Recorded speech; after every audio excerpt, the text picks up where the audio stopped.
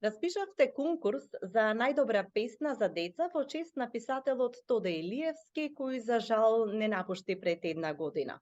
Како дојдовте на идеја да се слави на овој начин делото на поетот Илиевски?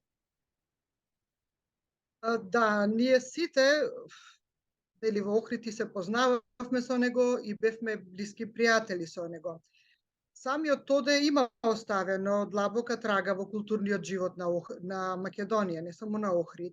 Значи, тој е признан поет, исто така е, морам да нагласам, од светски ранг енигматичар, но ние некако сметаме дека не го доби она заслужено признание како поет за деца.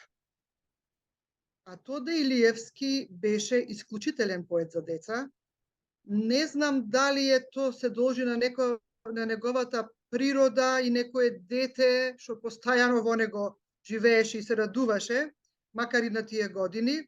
Тој навистина умееше да најде соодветна мерка, начин, теми, поуки и самиот јазик да го прилагоди да биде пристапен и интересен за децата да го читаат, што мислам дека не е честа појава, не знам за во светот, но ама и кај нас сигурно. Значи, добар поет, сега да не мудрувам многу, ама добар поет во никој случај не значи и добар поет за деца. А Тоде Илиевски беше тоа. И ние сите на некој начин како да се почувствувавме дека сме му должни, освен што бевме пријатели и негови должници. Тој беше како некој гуру кој што не собираше, не поддржуваше, не поучуваше. Секогаш беше тука за нас, секоја иницијатива што ќе ја имавме ја подкрепуваше и сакавме на некој начин да го одржиме споменот за него и сметавме дека можда ова е најсоодветен начин. Баш преку таа поезија за деца кој ја прочитал или читал бар нешто знае колку е навистина исклучителна. Марина, кажете ми, каков е конкурсот? Рековме дека треба да се стави акцент на неговото творештво за деца. Кој се може да учествува на овој конкурс? До кога е отворен? Каде може да се испраќаат творбите? Да, тоа се го има на самиот повик. Значи, може секој возрастен. Значи, нагласено е дека е тоа поезија за деца, а не од деца за деца.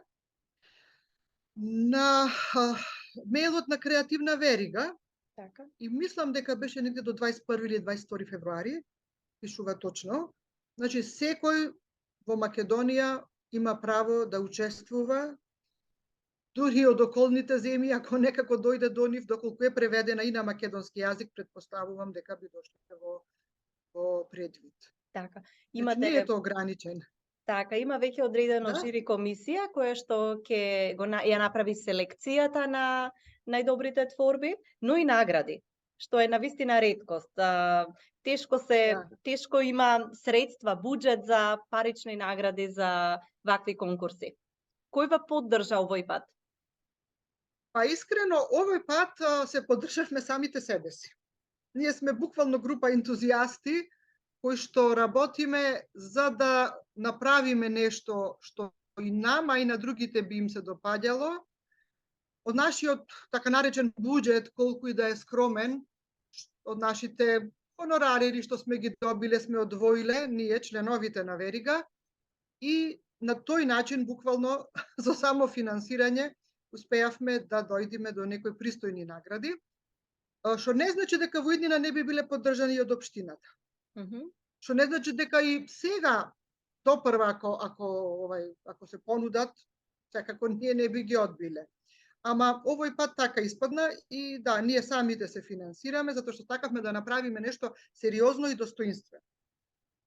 Исто бевме внимателни и кон изборот на членови за жири, значи луѓе кои што имаат искуство со детска поезија, да го кажеле на некој начин, и да не се од редовите на верига, се разбира, за сите тие можни шпекулации, калкулации да се избришат.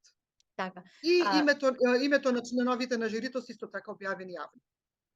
Имате ли планови, некоја визија, како понатаму би се организирал овој конкурс? Сакате ли да добие еден призвук на традиционален, нешто што би останало како еден вид аманет за чествување на творештвото и животот на поетот и автор Тоде Илиевски? Да, секако, нашата цел е ова да се одвива на годишно ниво. Значи ќе продолжиме здравје, нели секој пат ние викаме здравје, но сме со цел и намера да продолжиме со овој конкурс на ваков начин секоја година за неговиот роден ден да се доделува наградата Тоде за детска поезија.